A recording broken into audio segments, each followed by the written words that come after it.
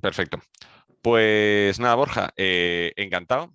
Vamos, encantado de que estés aquí, ¿no? Encantado de conocernos, que nos conocemos desde hace 6 años y pico.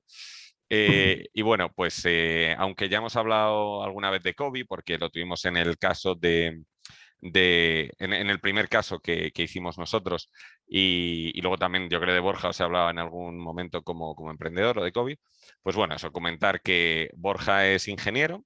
Después, bueno, estuvo también en San Diego un tiempo durante la carrera y después estuvo en consultoría, que es donde nos conocimos, en McKinsey. Y de ahí, bueno, pues conseguí arrastrarle también a OnTrack conmigo y ya a partir de ahí pues decidió emprender y lanzar Kobe.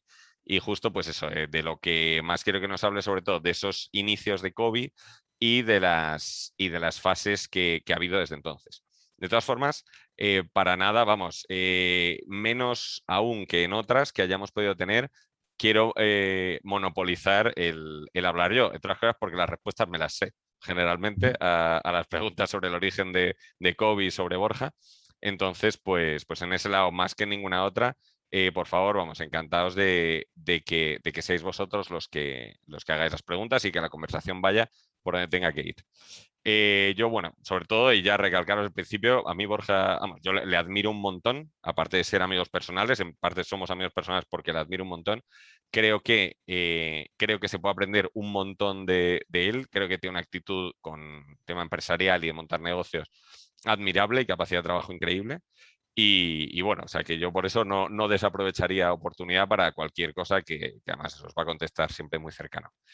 Así que nada, cualquier cosa que queráis comentar o por el chat, o yo creo que con unmute directo, que no somos tantos, o con el raise hand, pues las vamos haciendo. Así que nada, genial. Bueno, Borja, si quieres, aparte de lo que he dicho yo, o pero vamos, si quieres, preséntate, cuéntanos sobre Kobe y ya lo cogemos desde ahí. Vale, pues nada, oye, lo primero, gracias por la presentación. Has puesto el listón muy alto. Espero cumplir. Mm. Pero bueno, básicamente, oye, yo también encantado de estar aquí. Reforzar lo que ha dicho Jaime, que yo tampoco vengo con un discurso concreto. Cualquier duda que tengáis, cualquier cosa me preguntáis y yo encantado de responderos. Pues, oye, si no lo sé, diré que no lo sé. Y si no, encantado de responderos con lo que ha sido mi experiencia. ¿Vale? Entonces, oye, pues empezando un poquito sobre mí, al final yo nací en Pamplona, estudié en Pamplona, hice ingeniería industrial, me fui a San Diego, como comentaba Jaime, un año a estudiar allá y luego cuando volví me fui a hacer el proyecto final de carrera a Alemania. ¿Vale? Cuando terminé del proyecto final de carrera empecé a trabajar allá en el sector automoción. Bueno, temas muy técnicos, muy específicos de ingeniería, gestión y optimización de stocks, temas estadísticos. Al final, a mí me gustaba, porque siempre me ha gustado la parte de matemáticas y de física, pero sabía que yo me quería dedicar a algo un poco más amplio, ¿no? El mundo, siempre había querido montar mi propia empresa, o sea, es al final algo que me venía muy de dentro. Mi hermano es emprendedor, mi padre, pues bueno, aunque no era emprendedor, tenía pues sus pinitos y alguna empresilla. Y entonces, pues bueno, yo siempre había querido hacerlo yo también, ¿no? Entonces, pues bueno, vi en la consultoría una vía rápida de aprender del mundo de los negocios más allá de lo que era la pura ingeniería, ¿no? Entonces, apliqué a diferentes consultoras, tuve la suerte de entrar en McKinsey, que es donde precisamente conocí a Jaime. Estuve allá 2 años y medio, hice un montón de proyectos, diferentes ámbitos, industrias, funciones, pues desde banca hasta una industria minera, ¿no? Un montón de cosas. Aprendí muchísimo, sobre todo en cuanto a formas de trabajar, en cuanto a procesos a seguir, herramientas, ¿no? Pues como son el Excel, el PowerPoint, que hoy en día pues son tan importantes. Y pues en aquel momento creía que era la hora, ¿no? De montar mi propia empresa. Estuve a punto de lanzarme ya directamente a montar mi propia empresa. Tuve la duda de si era mejor primero pasar por una startup y aprender conceptos dentro de una startup antes de montar la mía propia. Y entonces allí hablé con Jaime, que Jaime ya estaba en una startup que era OnTrack, y me convenció pues de que era mejor entrar en una startup antes de verdaderamente lanzarte a montar la tuya propia, viniendo de una experiencia solamente de consultoría, ¿no? Y entonces entré en OnTrack y verdaderamente pues fue muy buen consejo porque agradecí muchísimo el haber pasado por startup antes de lanzarme a montar mi propia empresa, ¿vale? Entonces estuve allá en OnTrack como un año. Cuando entré yo pues éramos 30 empleados, cuando salí éramos casi 200. Entonces pues vivimos un crecimiento muy fuerte, varias rondas de inversión, en total más de 33 millones levantados en aquel momento cuando estaba yo allí. Y bueno, eso te hace aprender muchísimo, ¿no? De cosas que hacer, de cosas que evitar. Y bueno, también de entender un poco cómo funciona este mundillo de las startups, ¿no? Que es un nicho muy concreto, de cómo funcionan las rondas de financiación, por qué una startup puede tener éxito y por qué no, temas de foco, product market fit. O sea, al final conceptos que te suenan mucho, pues verdaderamente verlos aplicados, ¿no? Y bueno, ya en aquel momento fue cuando ya tenía la idea de Cobee, me venía de unos meses atrás y tomé la decisión de ya finalmente lanzarme. Antes de entrar en Cobee, una cosa que yo creo que alguna vez sí que me has comentado es que crees que si no hubieras ido a San Diego, no tienes tan claro, a pesar de que tenías referencias familiares de emprendimiento y tal, pero no tienes tan claro si después habrías tirado por ahí o no, que siempre me ha parecido interesante. Sí, o sea, al final, bueno, pues habiendo vivido en Pamplona siempre y habiendo estudiado en Pamplona, Pamplona, estaba, según tú, la tierra prometida y la capital del mundo, etcétera. por supuesto, la mejor ciudad de España y del mundo probablemente. Pero bueno, pues al final, habiendo estado allí toda mi vida y siendo ingeniero, con toda la industria que hay de automoción en Pamplona, estaba totalmente destinado a ser un ingeniero de la Volkswagen, ¿no? Entonces, al haber ido a San Diego, pues me abrió mucho de miras, haber conocido otro mundo, haber conocido, o sea, pues al final compartí un año con gente que estaba estudiando pues, AD y Derecho, que se estaba preparando para entrar en consultoría, en banca de inversión. Entonces, pues aquello me abrió muchísimo las miras hacia otros mundos, que fue lo que, oye, también pues un poco encendió esa chispilla. Vale, perfecto. Y luego, efectivamente, ya metidos entrando en lo que es ir gestándose, ir haciendo ruido, lo que después va a ser Cobee. Pero dices, tenías la idea de Cobee, bueno, tenías la idea de algo, que Exacto, tenía la después idea de algo, tenía la mucho ha idea de cambiado. algo. Entonces, hay desde efectivamente ya la primera ideilla a lo que es, pues si no recuerdo mal, el 28 de agosto del 18, cómo es tu proceso, pensamiento, evolución, feedback, etcétera. Bueno, ¿y cuál era esa primerísima idea también?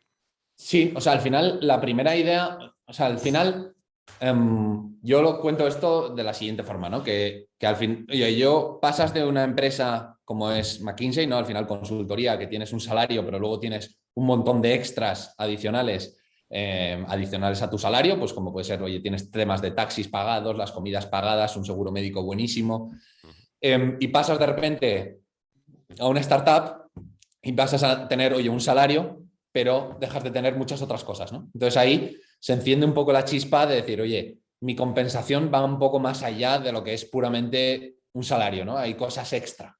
Y dentro de esas cosas extra, a mí la que más me molestaba, la que más me dolía, eran las comidas, ¿vale? Yo el hecho de tener que cocinarme por las noches un tupper o tener que gastarme un dineral todos los días para comer, me dolía muchísimo. Sí, Entonces, En McKinsey no había espacio para cocinar porque efectivamente a las 10 de la noche estaba uno en la ofi, eso sí. efectivamente. Entonces, pues bueno, pues a raíz de eso fue cuando empecé a pensar, oye, teníamos Gym Pass en OnTrack, ¿vale? Entonces, eso a mí era una fórmula que me gustaba mucho para ir al gimnasio, a ti no, pero a mí sí. Y bueno, y entonces, básicamente era una app que servía para ir a gimnasios, bueno, la conocéis, ¿no? Es diferentes planes para tener accesos a diferentes gimnasios. Entonces, todo muy accesible desde una app y yo creía que tenía que existir algo similar para el mundo de las comidas, ¿no? O sea, al final, en el mundo de las comidas, cuando me puse a investigar ya un poco más, pues al final todo lo que existían eran los tickets restaurante, temas de vales en papel, o sea, un mundo muy tradicional, muy anticuado. Cada vez que íbamos a comer ahí cerca de OnTrack, yo me fijaba y había un montón de gente pagando todavía con cheques en papel. Incluso aunque te preguntaba a la gente que tenía tarjeta, tampoco estaban contentos ni con la experiencia ni con la flexibilidad que tenían dentro del producto. Entonces, oye, me pareció que dentro del mundo de las comidas del trabajo había mucho que hacer, ¿no? Por un lado, para colaborar más con el resto de compañeros, porque, por ejemplo, también había un grupo de Slack dentro de OnTrack que era para ver si alguien quería comer en algunos días de trabajo y se organizaban comidas de algunos grupitos. Entonces, yo veía una oportunidad muy buena de unificar todo esto alrededor de las comidas del trabajo en una app estilo Gym Pass, ¿vale? Entonces, aquello fue como la raíz de la idea y lo que me llevó a explorar esto un poco más a fondo. Entonces, al final, ¿qué hice? Mirar esto un poco más a fondo, como comentaba, mirar la industria, ver que, por ejemplo, no había nadie, ninguna startup en España haciendo algo similar, no había players tecnológicos enfocándose en este nicho concreto. Los players que se enfocaban en este nicho concreto eran competidores muy grandes, todo en bolsa, pues por valoraciones por más de 10.000 millones, o sea que eso también me demostraba que era un mercado amplio y que se podía conseguir crear una empresa grande a raíz de este nicho. Había un competidor en Francia que estaba empezando a disrumpir el mercado y a levantar algunas rondas de financiación, que además estaba montada por un ex emprendedor bastante famoso en Francia. Entonces eso también me daba una validación bastante buena. Y bueno, pues al final todo pintaba bastante a favor, ¿no? De hecho, también empecé a hablar con gente, como decía, hablé con varias personas de recursos humanos, hablé con varios usuarios y todo el mundo coincidía en que todo esto pues no funcionaba del todo bien. Hay algún inciso también. Has dicho como uno de los puntos a favor que había compañías de miles de millones en bolsa en ello. O sea, ¿por qué viste en ello una oportunidad y no David contra Goliat? No, pues al final, o sea, de hecho, incluso en el pitch deck de levantar esta última ronda de financiación, en la slide del mercado, hay un apartado en el que pongo, oye, Sodexo vale más de 20 billones en bolsa, Edenred vale más de 10.000 millones en bolsa, y lo marco muy claramente, ¿no? O sea, un poco lo que quiero decir con esto es, oye, esto es un mercado muy grande, tampoco ha sido un mercado de winner takes it all, es decir, no es un mercado en el que haya habido un player que se haya llevado absolutamente todo el mercado. Y al final, pues bueno, pues que son players, pues oye, si estuviese diciendo es un Amazon, es un Google el que tiene dominado este mercado, probablemente no lo estaría poniendo tan grande, ¿no? Pero cuando son empresas que llevan 50 años haciendo lo mismo, que no han brillado por su innovación ni por su tecnología, pues entonces sí que juega a favor, porque demuestra que tú te puedes comer ese mercado, ¿no? De alguna forma. Vale, perfecto, genial. Y efectivamente, desde la validación de la idea, bueno, validación aún por feedback, etcétera y tal, y mientras trabajabas, lo sé, 9, 10 horas al día en un track, em, efectivamente, van pasando los días. Y al final, o sea, van pasando los días y ya me habían venido ideas a mí en el pasado, ¿no? Y siempre me había quedado un poco a medias pues con ese análisis más cualitativo o más teórico y no lanzarme verdaderamente a montar mi empresa, ¿no? Y ahí, la verdad es que me tomé una semana de vacaciones que la utilicé para reflexionar y para decidir, oye, si verdaderamente quería emprender. Y un poco las reflexiones que hice más personales, pues oye, de alguna manera yo en aquel momento me sentía preparado. Tampoco tenía unos ahorros que no me importaba perderlos, no tenía unas ataduras ni familiares ni hipotecarias que me hiciesen, o sea, que me impidiesen financieramente ponerme en riesgo, ¿no? Tampoco creía que mi carrera laboral verdaderamente la fuese a perjudicar, el hecho de intentar algo por mucho que fracasase al cabo de 1 año o 2 años. Y luego pues tuve una conversación con mi hermano, que como ya he dicho es emprendedor, y al final él me dijo una cosa que me caló bastante, bastante hondo, ¿no? Es una tontería, pero básicamente me dijo, no decidas tanto entre oye, la idea, etcétera, ¿no? Darle tantas vueltas. Dice, decide si quieres ser emprendedor o no quieres ser emprendedor. Dice, porque en el momento en el que decidas eso y te lances, te tienes que lanzar, porque si no te lanzas, al final te vas a dar con tantas piedras en el camino y va a cambiar tanto tu idea que es que si lo estás haciendo mientras tienes otro empleo y no quieres dejarlo y tienes una vía segura, nunca vas a verdaderamente conseguir desarrollar un proyecto, ¿no? Entonces, me decía, primero decide si quieres emprender o no quieres emprender. Si quieres ser emprendedor, lánzate. Dice, porque total, la idea que tienes ahora en la cabeza va a cambiar. Y tenía toda la razón. Sí, totalmente. De hecho, si no recuerdo mal, tu hermano contaba que él mismo, donde le había pasado esto, era un día duchándose o algo así, ¿no? Que dijo, en plan, o sea, entró de la ducha siendo empleado, salió siendo empresario, y dijo, pues ya está, ¿no? Lo iba a decir, o sea, me parecía un poco simplón, pero lo Sí, pero es digo porque verdad. al final Dijo, mi, basta. mi, mi hermano básicamente lo que me dijo, mira, yo decidí que quería ser emprendedor un día bajo la ducha que dije, mira, ahora a mi hermano le encanta la ducha caliente, es algo que le fascina y entonces decía, mira, yo mientras siga saliendo agua caliente por la ducha, las cosas van bien. Entonces básicamente emprendió con 2 hipotecas y 3 hijos, ¿vale? Que tenía bastante más riesgo que yo. Pero bueno, pues eso, una anecdotilla. Vale, pues sí. Oye, por cierto, insisto que yo aquí se me ocurren 1 millón de preguntas, tengo como un guioncillo, pero vamos, Yo tengo preguntas también, eso, pero por adelante. ahí algunas se meten un poco en mucho detalle, tal vez. No, Tengo algunas adelante. preguntas, por ejemplo, bueno, primero mencionaste el pitch deck de la serie A. ¿Eso se puede ver? O sea, ¿lo tenéis publicado en algún lado? ¿O el del seed round al menos? Por, No, por ver no, cómo fue esa primera experiencia. Me imagino que lo hiciste tú al pitch deck, ¿no? sí. Sí, lo hice yo. O sea, al final, presentaciones había hecho muchas en mi vida ya. Ok. Entonces digamos que tenía bastante labrados esos skills.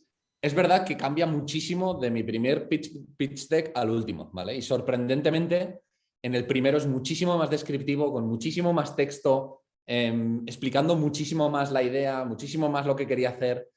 Los últimos son muchísimo más simples, ¿no? O sea, los últimos, o sea, una cosa que he aprendido es, oye, el pitch deck es para enamorar, ¿vale? Luego ya te preguntarán muchísimo detalle los inversores, querrán saber números, business plan, proyecciones, etcétera, ¿no?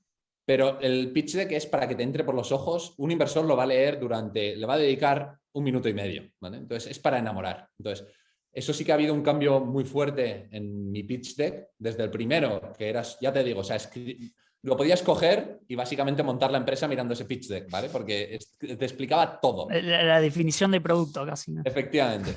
El último es muchísimo menos así, ¿no? De hecho, empieza relatándote mi visión con unos ejemplos como muy sólidos y contundentes, ¿no? Que ya a todo el mundo le mete en materia y es un poco, pues, construyo la historia de esa forma, ¿vale? Muchísimo más simple y más visual. Entonces, respondiendo a tu pregunta, no los tenemos públicos. O sea, lo que sí que podría pasarle, por ejemplo, a Jaime, si os interesase, es un guión de, oye, ¿qué apartados tiene el pitch deck? Igual, oye, si Jaime quiere alguna slide o cosas así, igual sí que se pueden presentar, pero no toda la presentación. Claro. Bueno, y otra pregunta, si puedo, ¿no? ¿Cuánto tiempo, o sea, porque comentaste un poco que al principio te empezaste a acercar mucho a ciertas personas que podrían, bueno, que están relacionadas de alguna manera con el tema de beneficios de empleados o incluso con compañeros o personas de HR ahí ya habías empezado un poco a indagar, ¿no? Un poco el panorama.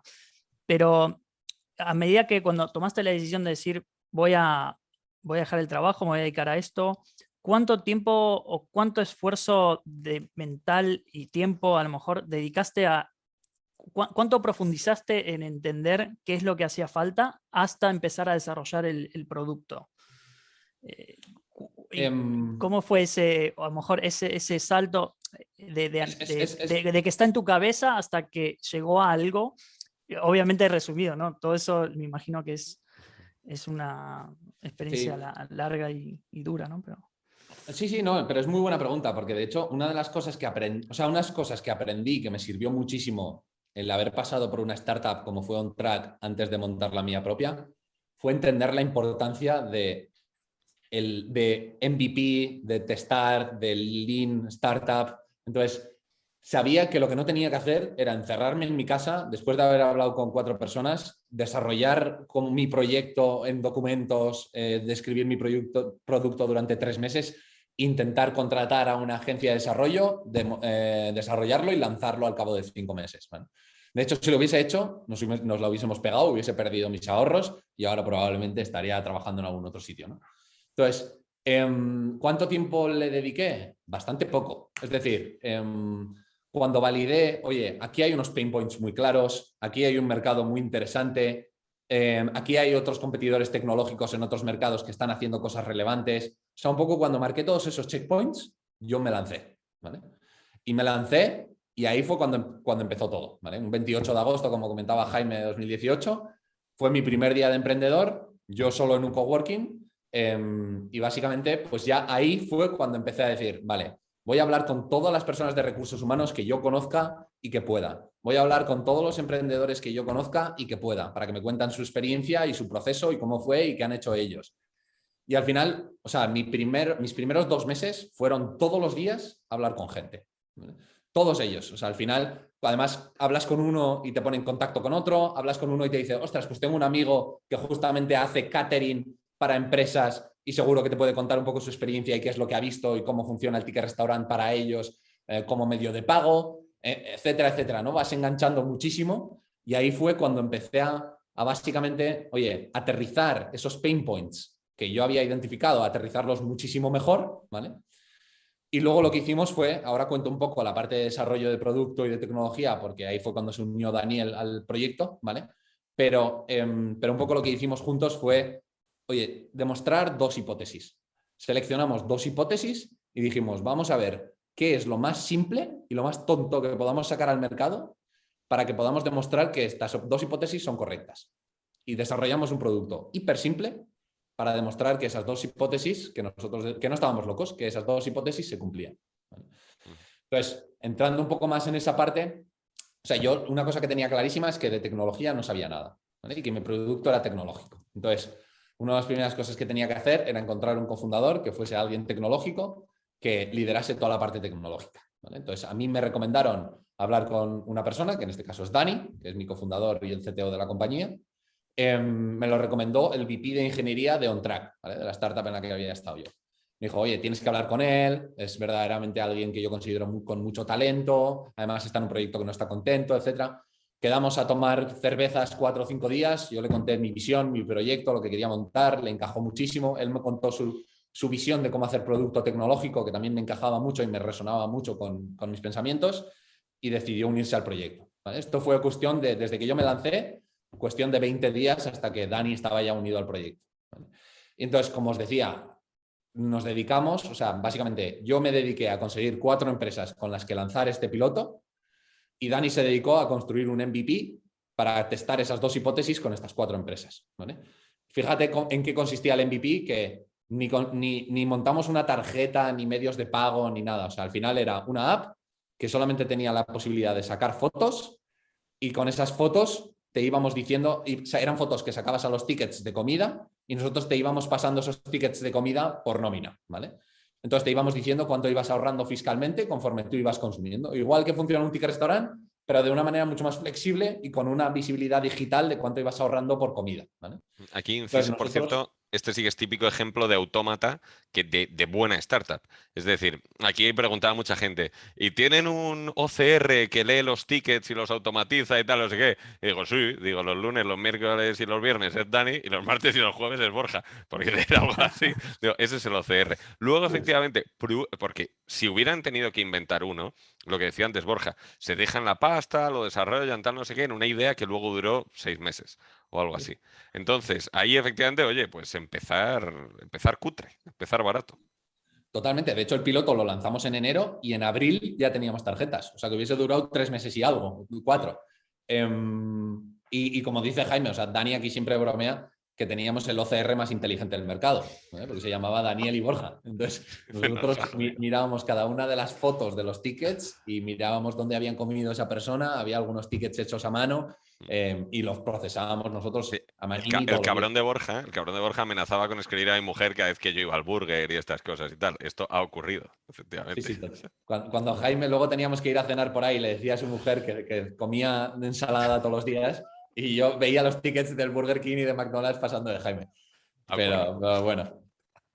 Así era. Pero de todas formas, aún así te has saltado, yo creo, una parte de, como que venías de casi marketplace de restaurantes, si no recuerdo mal, a la parte ya fiscal. O sea, la parte fiscal no era tu... O sea, era parte de la nebulosa, pero no era nada la clave. Y después, por cierto, a futuro en el producto tampoco es que sea lo más fundamental. No, de hecho, o sea, digamos que la idea pivotó varias veces muy rápido. O sea, al final, la idea inicial era hacer exactamente un Gym Pass para comidas, ¿vale? Es decir, oye, tú como empleado seleccionabas 3 paquetes y en uno pagabas, imagínate, 80 euros al mes, en otro 100 euros al mes y en otro 150 euros al mes, lo que fuera, ¿vale? Y con esos paquetes prepagados, tú tenías acceso a menús del día de determinado calibre en restaurantes de alrededor, ¿vale? No los tenías que pagar. Había gente que comería más de la cuenta, habría gente que comería menos de la cuenta y nosotros teníamos que ganar un margen con ese modelo de negocio. Por curiosidad y por si es fácil, ¿a alguien se le ocurre un problema operativo heavy, que no es que sea irresoluble, pero que habría complicado la vida a Cobie muchísimo? O sea, que la manera de lanzarlo para adelante se convierte en dificilísima. ¿Se os ocurre? O sea, porque Gympass lo que hace es afiliar a gimnasios. Entonces, todo el modelo de Cobie se duplica y todo el modelo de Cobie pasa a volverse local. Lo que hablamos otro día de los marketplaces, local o no, etcétera, pasa que si capto empresas en este distrito, tengo que captar restaurantes en este distrito. Pero además, eso es un marketplace que tienes que estar aquí al lado. Entonces, tienes que ponerte a captar restaurantes y a captar empresas teniendo en cuenta la localización, expansión geográfica y tal. Cuando efectivamente, iterando, Después hay un momento donde se llega a un modelo que dices, no, es que me dan igual los restaurantes, porque lo puedo usar en todos los restaurantes. Y entonces ya efectivamente se te hace una simplificación, aunque sea mental, de cómo gestionar el producto y amplías tu mercado automáticamente a todo el país de la noche a la mañana, aunque luego tengas foco de ventas. Pues sí, es ¿Cómo que esa funciona parte fue... la parte de captar un restaurante, por ejemplo? O sea, ¿qué hay para ellos en la mesa? Sí, bueno, en ese modelo no recuerdo ahora mismo, Borja, cómo era efectivamente el Ah, porque incentivo. eso no es así actualmente, ¿no? No, No, no, no, eso no. no es así Ah, ok. actualmente. O sea, la idea pivotó 2 veces. Entonces, esa era la idea inicial que tenía yo, ¿vale? Y con eso me lancé y con eso empecé. Luego, cuando enseguida, esa idea, ¿cómo se descartó? Pues básicamente hablando con recursos humanos, hablando con usuarios y haciendo encuestas, ¿vale? O sea, al final una cosa que vi es que ese modelo que yo quería poner a la gente iba justamente en contra de lo que la gente quería, que era la gente lo que quería era más flexibilidad y no menos, ¿vale? Cuando yo estaba hablando de paquetes que eran ceñidos con una cantidad específica, ellos lo que querían es, joder, a mí justamente lo que no me gusta del ticket restaurant es que yo le tengo que decir a mi empresa que voy a querer 200 euros o 100 euros anticipadamente cuánto voy a querer cada mes cuando no lo sé, ¿no? Entonces a mí justo lo que no me gusta es que no sea flexible. Entonces, cuando yo les planteaba el tema de los paquetes, me decían, es que a mí me estás quitando todavía más flexibilidad. A mí esto no me gusta. Entonces ahí fue cuando empecé a ver que existían estas fórmulas exentas fiscalmente que no tenían flexibilidad y que era donde nosotros podíamos atacar, ¿vale? Entonces ahí fue cuando descartamos la parte inicial del modelo Gympass de restaurantes. Genial. Y por seguir cronológico, de nuevo insisto, el que quiera que directamente corte o haga pregunta o haga el raise hand. Yo Y tenía, sí, adelante. perdona, que estoy en una precariedad absoluta, que acabo de llegar a casa, pero bueno, que me enciendo la luz. Oye, lo primero, enhorabuena a Borja por emprender y por cómo se está yendo, Carlos, aquí Muchas hablando. gracias. Que yo antes a lo mejor de que saltes a, bueno, toda esa progresión en el tiempo, ¿no?, de COVID, pero me interesaba si podía recalcar más, o sea, a mí me estaba gustando mucho la parte del, ¿sabes? Tú tienes la idea y sientes o detectas que es un proyecto tecnológico y que necesitas otro cofundador que sea CTO. Entonces, yo te quería pedir si pudieras expandir ese punto, o sea, el que tú haces el análisis y dices, esto es lo que tengo y esto es lo que necesito.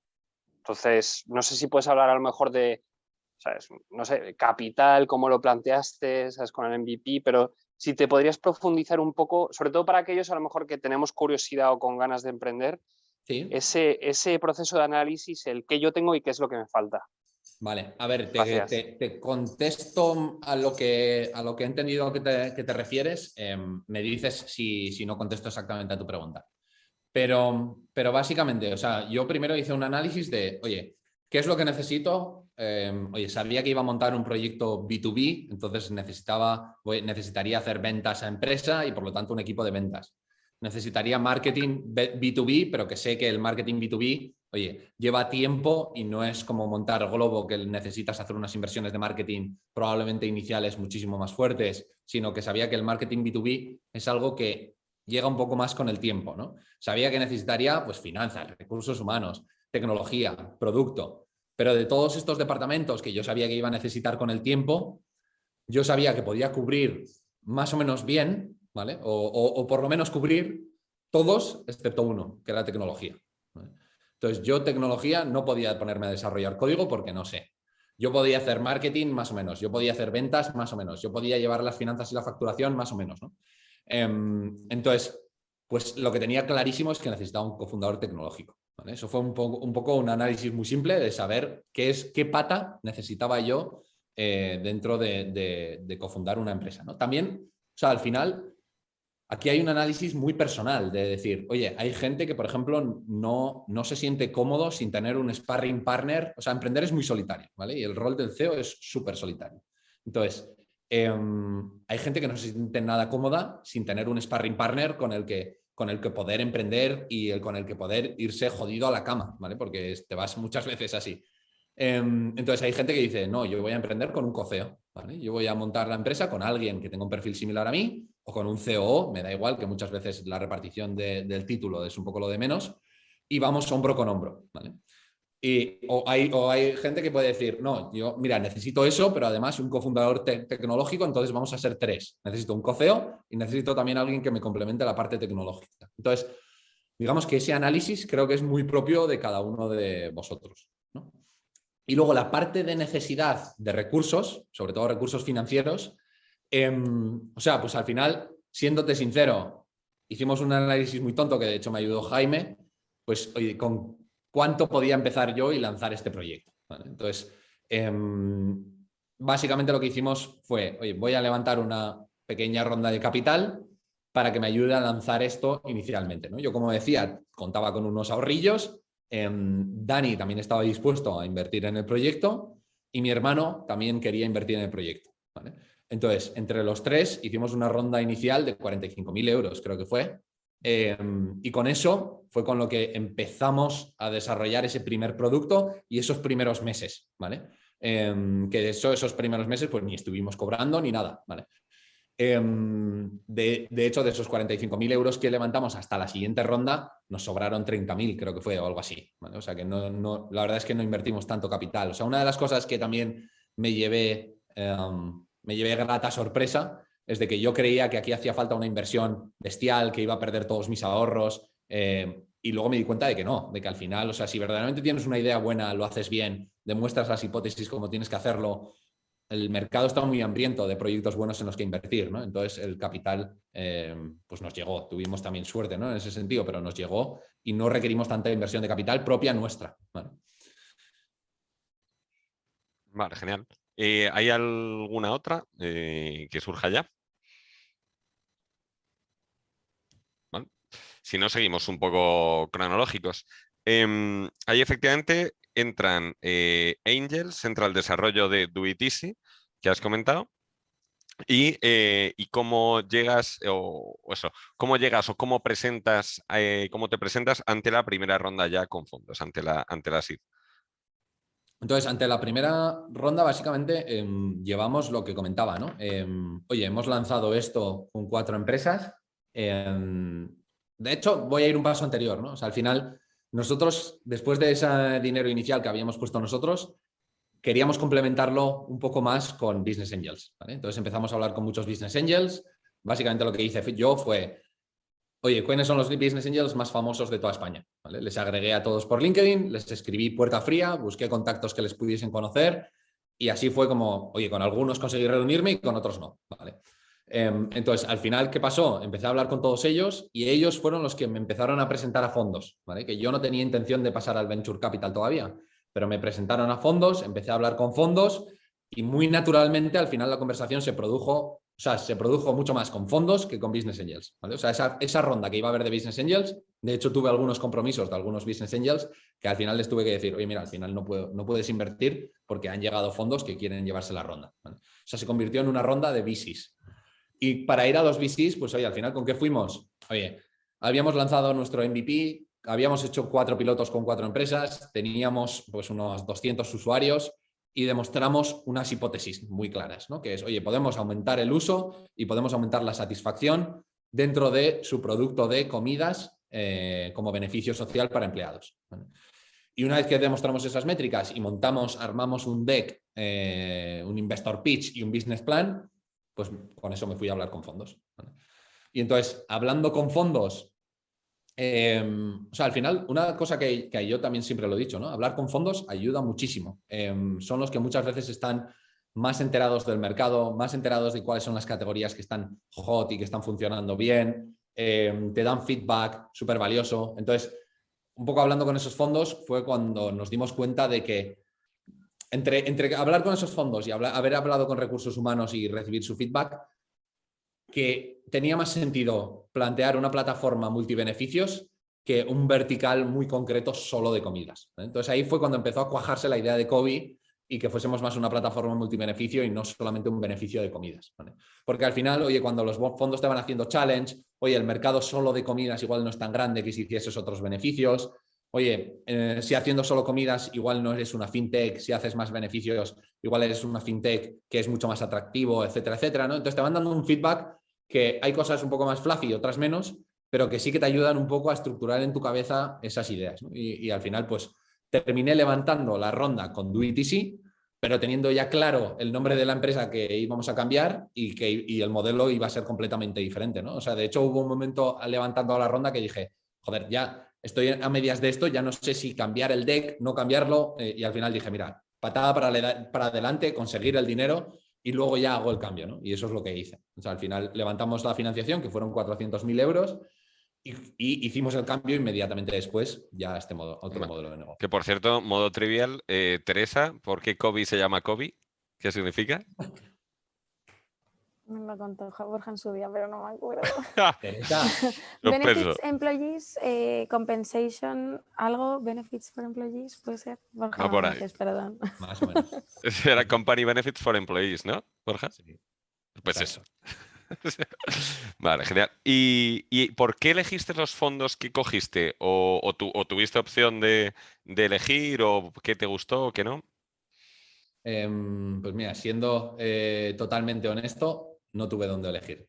O sea, al final, la ronda más difícil que levantaba ha sido la primera.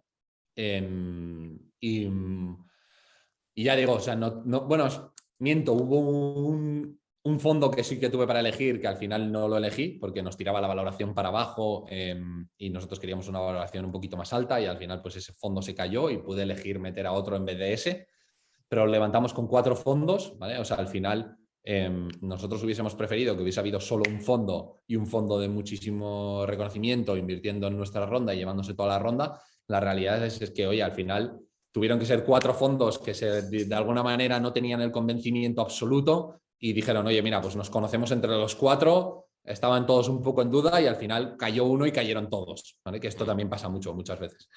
Y así fue como decidí quiénes entraban, pero la realidad es que no elegí como tal. ¿Y por qué efectivamente, si en rondas posteriores ha sido más fácil y esa ronda fue más complicada, cuál era la principal objeción o los principales miedos de los fondos?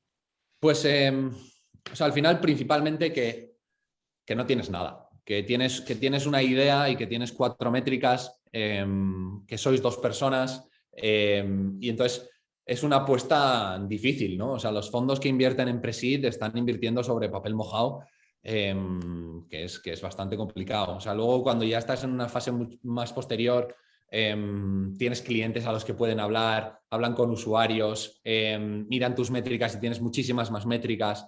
Entonces, están invirtiendo sobre algo ya más sólido, ¿no? Tienes unos financials que dicen, oye, mira, si la compañía va fatal, pues oye, podemos reducir costes y aún así hacernos una compañía rentable, ¿no? O sea, la inversión de un inversor de serie A no tiene absolutamente nada que ver con una inversión pre-seed, ¿no? Entonces, por eso es tan jodida de levantar esa primera, o por lo menos en mi caso fue, porque era papel mojado. Vale.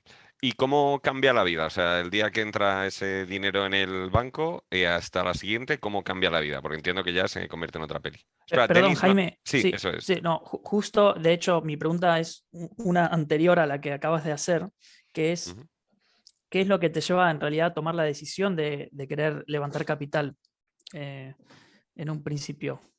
Esa es muy buena pregunta. O sea, al final hay modelos de negocio que requieren la ruta del VC, hay otros que no, ¿vale? O sea, al final tú puedes montar un negocio que es perfectamente rentable y que te puede hacer asquerosamente rico, siendo pues una joyería, siendo una pollería, o siendo una cadena de restaurantes que no levantas ni fondo de venture capital ni nada. Mi idea, o sea, yo quería montar un proyecto más ambicioso, ¿vale? Quería escalarlo a diferentes países. Hoy en día, si verdaderamente quieres montar un proyecto tecnológico que sea escalable y que lo lleves a múltiples países, si no sigues la ruta del venture capital, es difícil que lo consigas de una manera exitosa, ¿no? ¿Por qué? Pues porque al final, oye, siempre hay competidores que si no se te van a adelantar, que están levantando más financiación, que atraen mejor talento. Entonces, yo sabía que, además, oye, tampoco teníamos un modelo de negocio que tuviese unos márgenes tan elevadísimos que desde el principio pudiésemos haber hecho bootstrap y no levantar rondas de financiación, ¿no? Entonces, oye, yo sabía que mi modelo de negocio requería de financiación de venture capital. Hay otros que no, y está perfectamente bien. Totalmente, eso es, en mi opinión, de las claves también, de quién debe ser startup y quién no. ¿Alguna otra? De mi parte no, de hecho me interesaba la pregunta que habías hecho tú. Justo, sí, eso te Sí. comentaba efectivamente. Oye, una vez entra la SID, cambia la película. Cambia la película totalmente, o sea, al final, pues, oye, tenemos ya recursos, ¿no? Podemos montar nuestro sueño y empezar a contratar gente y convertirnos en una startup. Entonces, oye, pues al final empezamos a contratar equipo de ventas, empezamos a contratar desarrolladores de tecnología, entonces empezamos a hablar cada vez con más clientes, llegan cada vez más requerimientos, contratamos a marketing para empezar a hacer ya marketing y ruido en el sector.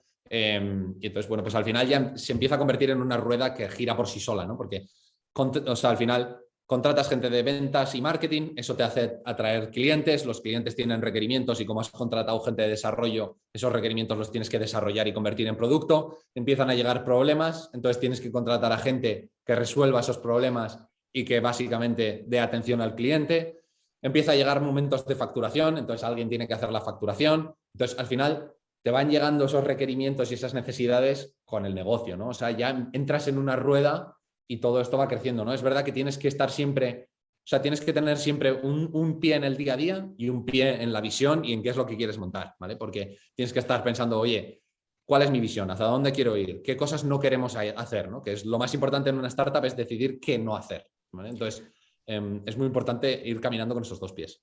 Yo tengo dos preguntitas. Una es, al momento que al final, bueno, recibes cierto capital, tienes claro que necesitas profesionales para ayudar a desarrollar el producto, a la empresa y demás. ¿No te asustó en algún momento el contratar demasiado rápido y que tenga algún efecto colateral en la cultura de la empresa, en formar un equipo al final, ¿no? Si entran gente todas las semanas, necesitan tiempo hasta que se vayan entendiendo y puedan trabajar como un equipo más sólido, ¿no? ¿Te asustó un poco eso? O por lo menos, puesta de otra manera la pregunta, ¿qué usabas como límite para frenarte cuando a lo mejor se iban demasiado, o qué usabas como parámetro para decir a lo mejor vamos más despacio por acá, o no pensaste en eso? A ver, al final, con esa primera ronda de financiación tampoco teníamos tantísimo capital, ¿vale? O sea, teníamos que contratar, creo que fueron 10, 13 personas. Entonces, tampoco entraba una persona cada semana, ¿vale? No estamos todavía en ese momento. Entonces, después de esa primera ronda, digamos que no tuvimos tanto ese problema, porque, oye, pues al final yo tenía el capital que tenía, sabía que podía contratar 3 personas de ventas, 3 desarrolladores. Entonces, bueno, pues no teníamos tanto ese problema, ¿no? Es verdad que ese problema lo tuvimos después de la siguiente, ¿vale? Después de la ronda de 2,2 millones, ahí fue cuando empezamos a contratar a mucha más gente muy rápido y ahí sí que empezó a entrar gente cada semana, ¿vale? No tuve el pensamiento que dices tú, ¿vale? No tuve esa preocupación de que estuviésemos escalando a la cultura demasiado rápido, de que, oye, igual no estuviésemos midiendo verdaderamente el encaje cultural tan bien, y fue craso error, ¿vale? O sea, es súper importante lo que has dicho, que tengas muy clara cuál es la cultura que tú quieres montar de tu empresa, cuáles son los valores que tú quieres tener en tu empresa y que hagas un proceso de recruiting que te asegure que los candidatos que van a entrar en tu empresa cumplen con esos valores, ¿vale? Porque en el momento en el que te pones a contratar muy rápido, es muy fácil, o sea, es verdaderamente increíble qué rápido cambia la cultura de una compañía, ¿vale? De cuando sois 10 empleados y esto es una familia y todos os conocéis, a sois 60 y ya hay gente que ni conoces en la empresa, ¿no? Entonces, eso yo es uno de los errores que creo que hemos cometido, que es no haber establecido unos procesos de recruiting que reforzasen la necesidad del encaje cultural, ¿vale? Eso lo hacíamos un poquito más a ojo. Sí, sí, es entendible. Y de hecho, ya que comentas el tema de errores, veo que casi te sentís cómodo hablando de Sí, totalmente. Experimentar errores. Vale, ¿y cómo os tomáis ese aprendizaje o qué estrategia seguís? O sea, cuando hay un error al final, no lo típico, hay culpa, ¿se habla o no se habla? ¿O intentáis mejorarlo para que no suceda otra vez? Mira, o sea, al final cometemos errores todos los días. O sea, somos una startup, estamos haciendo algo nuevo, creando una categoría que no se ha creado todavía anteriormente por nadie. Entonces, o sea, cometemos errores todos los días. Yo creo que la filosofía que hay que seguir ahí es un poco de aprender cada día y cada día intentar hacerlo mejor, ¿no? Es verdad que ahora estamos entrando en una fase ya de profesionalizar la compañía, entonces ahora tenemos que ser más intolerantes con los errores y con los fallos, pero al principio es prueba y error, o sea, es prueba y error constante, ¿no? Y bueno, pues tampoco puedes tirarte todo el rato, oye, las culpas y sentirte mal porque, oye, no hicimos bien este tema cultural. Coño, aprendamos qué podemos hacer para solucionarlo y para que no nos vuelva a pasar, ¿no? Entonces, tienes que tener mucho esa mentalidad. Muy bueno, gracias. Y después otra pregunta, no sé si alguien más tiene, pero se me surgen muchas preguntas. ¿Cuál es tu rol ahora o cómo te vas adaptando al cambio? ¿Hay cambio de lo que fuiste haciendo desde esos días solo en un cowork ahora? Entiendo que sí. Y Sí, sí. ¿estás aprendiendo cosas nuevas? Y tu día a día también a través de las distintas fases. O sea, desde luego hay muchísimo cambio. O sea, al principio, para que te hagas una idea, yo vendía, yo facturaba, yo atendía incidencias y yo hacía todo, ¿no? O sea, las presentaciones las hacía yo, lo que fuera, pues me tocaba hacerlo a mí porque no había nadie. Luego ya empiezas a contratar gente y entonces las hacen, ¿no? Pero al principio hay mucha fase de enseñar, ¿no? Y de decir, oye, mira, esto lo hacía así, ahora hazlo tú, ¿no? Te enseño cómo lo hacía y cómo creo que lo tenemos que hacer. Entonces, al principio hay mucha fase de, oye, que otros ejecuten lo que ejecutabas tú, ¿vale? Porque si no, no empiezas a tener un poco más de espacio mental para pensar y para levantar rondas de financiación, por ejemplo, ¿no? Si necesitas financiación. Entonces, al principio es mucho de eso, ¿no? Y ahora estoy entrando en un rol que para mí está cambiando mucho porque ahora ya no solo necesito contratar la gente que ejecute, que tenemos gente maravillosa, sino que tenemos que contratar mucha gente que también piense, ¿vale? Entonces, gente que piense y gente que sea mejor que yo en los diferentes ámbitos, ¿vale? Entonces, oye, que alguien en finanzas que sea mejor que yo, alguien en recursos humanos que sea mejor que yo, alguien en marketing que sea mejor que yo, en ventas lo mismo, ¿no? Entonces, ser capaz de verdaderamente encontrar esos perfiles, contratarlos, convencerles y darles el espacio para que ellos hagan y puedan tomar decisiones, eso es algo que no es tan fácil, es mucho más fácil dicho que hecho, ¿vale? Porque soltar las riendas y no hacer micromanagement es difícil, porque es tu niño, ¿no? Y lo has creado como tú creías que había que hacerlo. Ahora otro lo va a hacer como él cree que es lo mejor, ¿no? Entonces, está cambiando un poco mi rol en ese sentido. Ahora es un poco más de contratar los perfiles, mentorizar, tratar de liderar, establecer más la visión, el hacia dónde queremos ir, internacionalizar. Ahora estamos entrando incluso en operaciones corporativas. O sea, al final ya está entrando en una parte, en un rol completamente diferente. Tienes muchos cerebros, por lo que veo. Te adaptas ahí a todo tipo de, bueno, es lo que retos. toca.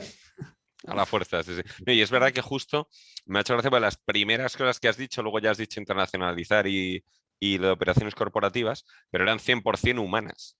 O sea, yo lo que he visto también, por mi experiencia en OnTrack también, cuando la vi crecer, o en otras empresas o startups más crecidas que tenemos, es que al final hay un punto que el CEO es un gestor de personas, que por cierto es lo más difícil de gestionar. O sea, por eso, con razón, o sea, el ideal sería que fuera el mejor de la empresa. Y no es nada fácil aprender, que eso, entiendo, también te habrá ido dando tu estrés a lo largo del tiempo. Sí, sí, totalmente. Y por ejemplo, yo ahora, oye, además me enorgullezco de decirlo, ¿no? He contratado un coach, ¿vale? He contratado a alguien que se ha dedicado a hacer coaching para otros fundadores en otras startups cuando han pasado de serie A, serie B, serie C, para que me enseñe, ¿vale? Es decir, oye, ¿cómo puedo ir soltando las riendas y cada vez adoptar más esa posición, ¿no? de que otros hagan y que otros sean los que verdaderamente saben hacer esto y montar esto, ¿no? Entonces, oye, al final tengo que aprender también yo. Nunca he tenido un rol como el que tengo ahora, ¿no? Sí, sí. Eso, de hecho, hay una cosa que es la iniciativa Ancla, no sé si a alguno le sonará, que ha montado el fundador de Sin Delantal y tal, que el tío, de hecho, pasó por una depresión y tal, y en la página web creo lo que ponía eso: soy emprendedor, me va súper bien, he ganado mucho dinero, y dice, y estoy deprimido. ¿Por qué? Sobre por ejemplo, de Oscar Pierre de Globo, el más pequeño que nosotros, por cierto, creo que tiene 28 años. Es un tío que cuando le han llegado rondas de cientos de millones, tiene miles de empleados directos y todos los riders indirectos y todos los clientes, macho, que lo estás encajando por primera vez en tu vida y con 28 años. O sea, el nivel de presión Es absolutamente alucinante y bueno, cada uno en su escala, efectivamente, pero es perfectamente normal. Es decir, al final es la primera vez que estás ahí. Eso completamente. Vale, yo por ir acabando ya, bueno... Yo tenía una duda. Sí, Perdón, adelante. a lo mejor es un poco trampa, pero tengo esta duda, Borja. Más allá de lo que viene siendo las dificultades que ha sufrido COVID como empresa, ¿vale? ¿Cuál ha sido tu mayor dificultad a lo largo de estos 2 años y algo? ¿Sabes? Un momento para ti, ¿sabes? Como CEO de COVID, no más que COVID como empresa o como conjunto. O sea, es buena pregunta. Al final, preocupaciones he tenido un montón y van cambiando mucho también, ¿no? Al principio te preocupa mucho no tener dinero, luego te preocupa mucho que tienes dinero y contratar la gente adecuada. Luego cuando tienes la gente dices, joder, me preocupa un montón que la gente no esté motivada como yo, ¿no? Entonces al final tus preocupaciones van cambiando un montón con el tiempo. Es verdad que emprender ha sido más duro de lo que me imaginaba, ¿vale? O sea, al final... te vas tú solo a la cama con tus preocupaciones. Me despierto todas las noches, no hay noche que no me despierte pensando en COVID. Ocupa un 103% de mi capacidad mental. Eso te afecta también personalmente porque no te puedes dedicar a cosas que te gustan. Incluso aunque te dediques, no estás al 100% donde tienes que estar. O sea, es un sacrificio personal muy, muy, muy fuerte, más de lo que pensaba. O sea, y mira que había trabajado en McKinsey, que no había estado siendo funcionario. Con todos mis respetos, pero bueno, pues había trabajado muy duro, ¿no? ¿Y tu mayor premio o mejor momento, mayor satisfacción? Pues mira, mayor satisfacción, me cuesta mucho hacerlo, pero es pues cuando miro atrás, ¿no? O sea, al final recuerdo 2 momentos concretos que me ha pasado de estar trabajando, alzar un poco la vista y decir, joder, pues la hemos liado, ¿no? Hemos montado todo esto en estos 2 años y medio y, joder, no estaría todo esto aquí si yo aquel día no hubiese tomado la decisión, ¿no? Este grupo que hemos creado, esta empresa que hemos creado, los clientes que tenemos. Entonces, a veces a mí me cuesta un montón echar la vista atrás y verdaderamente mirar a lo que has montado, pero es que recuerdo 2 días concretos que lo he hecho que te hace sentir pues muy orgulloso. Hay que hacer como dice Jeff Bezos, que siempre hay que estar en el día 1. Sí, se lo ha tomado en serio, efectivamente, Jeff Bezos. Sí. Así, vale, y lo último... Perdón, solo quería saber hacia dónde va Kobe. ¿Cuál es la gran visión, la gran motivación, el sueño a lo mejor? O Next steps. ¿qué es o incluso lo más visionario, a lo mejor incluso irreal que te imaginas, a lo mejor, si se puede compartir? Sí, lo comparto. O sea, al final nuestra visión va mucho más allá que beneficios para empleados, ¿vale? O sea, nosotros queremos hacer una herramienta de compensación de la manera más holística. Entonces, ¿eso qué quiere decir? O sea, al final, si tú lo piensas fríamente, cuando tú trabajas en una empresa, trabajas a cambio de una compensación, ¿vale? Pero la mejor experiencia que te da tu empresa de tu compensación es una nómina que te envían a tu email, que es difícil de entender. Es una transferencia bancaria que te envía tu empresa, ¿no? Que es una vez al mes y que es un acto muy transaccional. Es como, oye, tú trabajas, yo te pago. Y luego tienes una propuesta de valor muy fragmentada de productos y beneficios que si tienes suerte te ofrece tu empresa, ¿no? Me parece que es una experiencia súper pobre para lo más importante que tiene un empleado, ¿no? Que es al final trabajo a cambio de mi compensación. Entonces, nosotros lo que queremos es que Kobe revolucione la forma de entender la compensación y de visualizar tu compensación como empleado, ¿vale? Y de hecho, envisionamos un mundo en el que los empleados saltarán de una empresa a otra y enchufarán su cuenta de Kobe a cada empresa a la que vayan, porque es la forma en la que están acostumbrados a ver sus beneficios, su compensación, etcétera, etcétera, ¿vale? Entonces, eso es un poco la visión que nosotros tenemos y hacia dónde queremos alcanzar, ¿no? De hecho, la visión es más B2C que B2B. Chulísimo. Genial. Pues yo quería por cerrar también por hora, cerrar como hace Jaime Novoa de Cafan, que me pareció muy chulo, que es que digas muy rápidamente cómo es un día a día tuyo normal o cómo ha sido hoy o cómo fue ayer, vamos. Libro o contenido que recomiendas y con quién deberíamos hacer otro directo en el curso que viene, por ejemplo. Un día normal, pues es que cada día es totalmente diferente, ¿no? Hoy, por ejemplo, pues oye, mira, me he levantado, he venido aquí que tenía una reunión temprano, tenía una reunión con un partner con el que estamos firmando un acuerdo, entonces, pues oye, he hecho una propuesta que preparé ayer por la noche para hacerle a este partner, entonces se la he presentado, se la ha planteado, me ha dicho que lo va a pensar Después por la mañana he estado mirando varios perfiles de LinkedIn porque tenía una entrevista y también porque estoy haciendo recruiting ahora mismo de algunos perfiles, entonces he estado mirando mucho esa parte. Luego, pues he comido, después de comer he tenido una reunión con recursos humanos que nos ha contado el nuevo proceso de recruiting que estamos montando y las nuevas herramientas, el ATS que acabamos de implementar y cómo vamos a estructurar los procesos de recruiting ahora mismo. Y no lo sé, he tenido alguna otra reunión interna, ¿no? Pero básicamente pues cada día es totalmente diferente. Y luego, en cuanto a un libro, pues yo recomendaría Padre Rico, Padre Pobre, ¿vale? De Robert Kiyosaki. Al final, a mí me abrió bastante los ojos en cuanto a, oye, no entrar en la carrera de la rata, que llama él, que es, oye, pues tienes un empleo, el empleo te da un salario, el salario te da para endeudarte, hipotecarte y al final te vuelves totalmente esclavo de esa carrera, ¿vale? Entonces, te habla del concepto de libertad financiera, ¿no? Que es lo que yo llevo anhelando mucho tiempo y es un poco a lo que yo quiero aspirar, ¿vale? Entonces, es una forma de vida y a mí me cambió un poco la vida de alguna manera. Y luego, en cuanto a quién invitar, pues yo diría, pues, se me ocurren 3 personas, ¿no? Por un lado, a los fundadores de Capchase. De hecho, Guli, por ejemplo, le he escuchado hacer una sesión sobre la cultura que están montando ellos y los valores. Y creo que es un gran ejemplo de pensar esto desde muy al principio, ¿vale? Y ser súper estrictos con la cultura, que es lo que decía Denise. Entonces, esos me parecen muy buenos y que lo están haciendo muy bien. Luego los chicos de Belvo lo están haciendo genial, pues Uri o Pablo. Y luego también pues los chicos de 30, ¿vale? Que es un chico de McKinsey que salió, que montó una startup, que la está montando en Colombia y México, que ha pasado por Y Combinator, que le está yendo genial. Y bueno, pues también me parecen unos auténticos cracks. Vale, genial. Perfecto, pues nada, oye, por tiempo tenemos que cortar, pero oye, muchísimas gracias, la verdad, por dedicarnos esta orilla. Espero que hoy sí sea la última cosa en tu agenda, pero bueno, no confío mucho en ello. No creo. Así que seguro que llegas algo tarde, siento ya a las 8:03. Pero bueno, de verdad que muchas gracias, señor, y yo creo que eres un buen ejemplo para muchos aquí. Muchísimas gracias, Borja, encantado. Nada, encantado, un placer de estar aquí y mucha suerte a todos. Gracias. Buenas Gracias, noches. Borja. Gracias. Buenas noches. Que vaya bien. Chao.